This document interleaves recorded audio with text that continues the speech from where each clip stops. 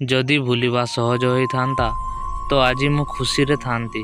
ଆରେ କାହାକୁ ହୃଦୟ ଦେଇ ଭଲ ପାଅ, ତାହେଲେ ବିଚ୍ଛେଦର କଷ୍ଟ ବୁଝିପାରିବ। ଲୋକେ ଅନେକ କଥା କହିବେ, ତାଠୁ ଭଲ ପିଲା ମିଳିଯିବ, ସେ ଭଲ ପିଲା ନୁହଁ, ଏମିତିକି ତାକୁ ଅନେକ କିଛି କହିବେ। କିନ୍ତୁ ଯିଏ ଭଲ ପାଉଥାଏ ସେ ତା ପାଇଁ ସବୁଠୁ ଭଲ। ମୁଁ ଜାଣିନି ଲୋକେ ଭଲ ପାଇବାକୁ କେଉଁ ଦୃଷ୍ଟିରେ ଦେଖନ୍ତି, କିନ୍ତୁ ମୋ ପାଇଁ ସେ ସବୁ କିଛି ଥିଲା। ହଁ, ଭୁଲିଯିବା ତା ନିଜ ଇଚ୍ଛା ଥିଲା। ଆମେ ତ କାହାକୁ ଜୋର କରିପାରିବାନି ନା। ପ୍ରେମ ଏବଂ ପ୍ରେମ ମଧ୍ୟରେ ମଧ୍ୟ ପାର୍ଥକ୍ୟ ଅଛି।